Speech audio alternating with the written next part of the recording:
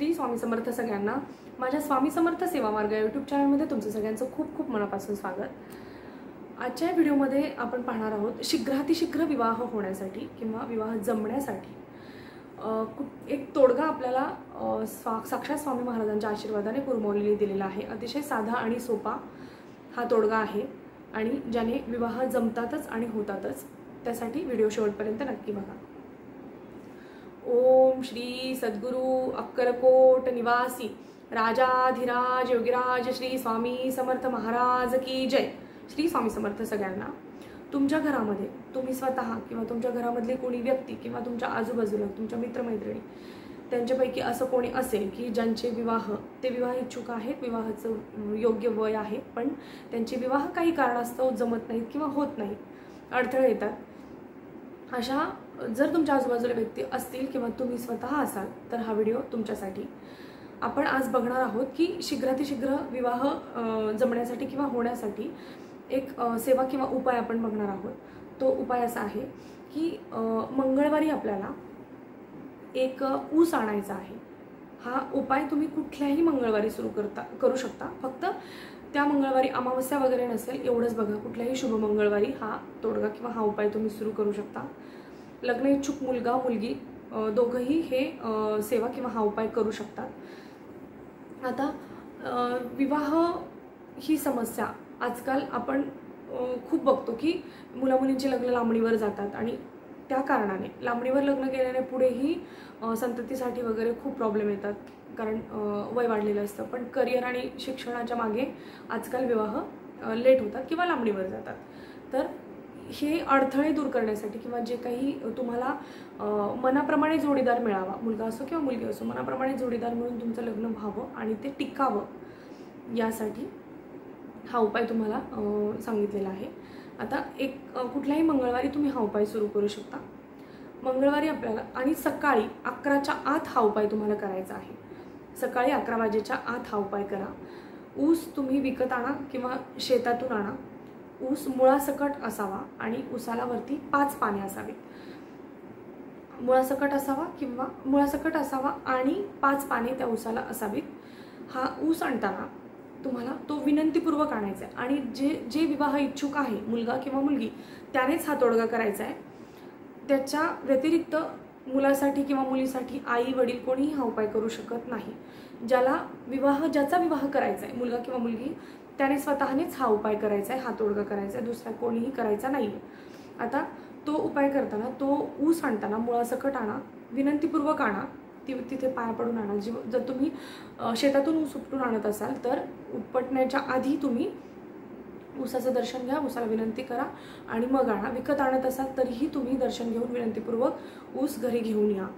आता ऊस घरी आणल्यानंतर सकाळी 11च्या आत पूजा करायची आहे। ऊस घरी आणल्यानंतर तुमच्या घरातील जी पूर्वेकडची भिंत आहे त्या पूर्वेकडच्या भिंतीला टेकून हा ऊस ठेवायचा आहे आणि तुमचं तोंडही पूर्वेकडेच झालं पाहिजे।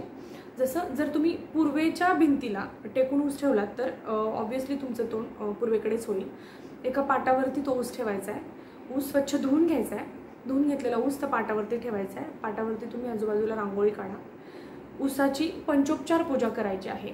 पंचोपचार पूजा म्हणजे हळद कुंकू गंध अक्षता आणि फुलं वाहून ऊसाची पूजा करायची आहे। ऊसाची पूजा झाल्यानंतर तुम्हाला ऊसाचं दर्शन घ्यायचं आहे आणि एक जानवं तुम्हाला बाजारातून आणून ठेवायचं आहे। आधीच आणून ठेवा, आदल्या दिवशी आणून ठेवलं तरी चालेल। एक जानवं आणायचं आहे आणि ऊसाची पंचोपचार पूजा झाल्यानंतर ते जानवं तुम्हाला उजव्या हातामध्ये धरून त्याच्यावरती तुम्हाला पुरुषसूक्त 1 वेळा म्हणायचं आहे। ते पुरुषसूक्त तुम्हाला कुठून म्हणायचं किंवा कुठं मिळेल ते म्हणजे नित्यसेवा स्तोत्र आणि मंत्र या पुस्तकामध्ये तुम्हाला ते पुरुषसूक्त मिळेल। आता हे पुस्तक तुम्हाला जवळच्या कुठल्याही स्वामी समर्थ केंद्रामध्ये मिळून जाईल। 1 वेळा पुरुषसूक्त म्हणून झाल्यानंतर ते जानवं तुम्हाला ऊसाच्या एका पानामध्ये अडकवायचं आहे। म्हणजे आपण जसं वस्त्र वगैरे वाहतो तसं ते एका पानामध्ये जानवं तुम्हाला अडकवून द्यायचं आहे आणि ऊसाचं दर्शन घ्यायचं आहे। पूजा झालेल्या ऊसाचं दर्शन घ्यायचं आहे आणि विनंती करायची आहे की शीघ्रातिशीघ्र विवाह होऊ दे आणि मनोवांछित मला जोडीदार मिळू दे, माझा मनासारखा जोडीदार मिळू दे, असा हा उपाय मी त्यासाठी करत आहे. आणि असं दर्शन तुम्ही घ्यायचं आहे विनंतीपूर्वक. हा उपाय सलग 5 मंगळवार करायचा आहे. आणि जो कोणी मुलगा किंवा मुलगी हा उपाय करत असेल तर त्यांनी मंगळवारी पूर्ण उपवास करायचा. म्हणजे संध्याकाळी जसा आपण उपवास सोडतो तसा उपवास सोडायचा नाही आहे. दोन्ही वेळेस एकादशीसारखा उपवास करायचा आहे. हा उपाय सलग 5 मंगळवार करायचा आहे. म्हणजे मुलगा असो किंवा मुलगी असो, जर मुलगी असेल आणि जर मध्ये मासिक धर्म आला तर ते दिवस सोडून किंवा तो एखादा मंगळवार जाऊन तुम्ही परत पुढचा मंगळवार कंटिन्यू करून असे 5 मंगळवार तुम्हाला उपवास करायचा आहे. अशा प्रकारे उसाची पूजा करायची आहे.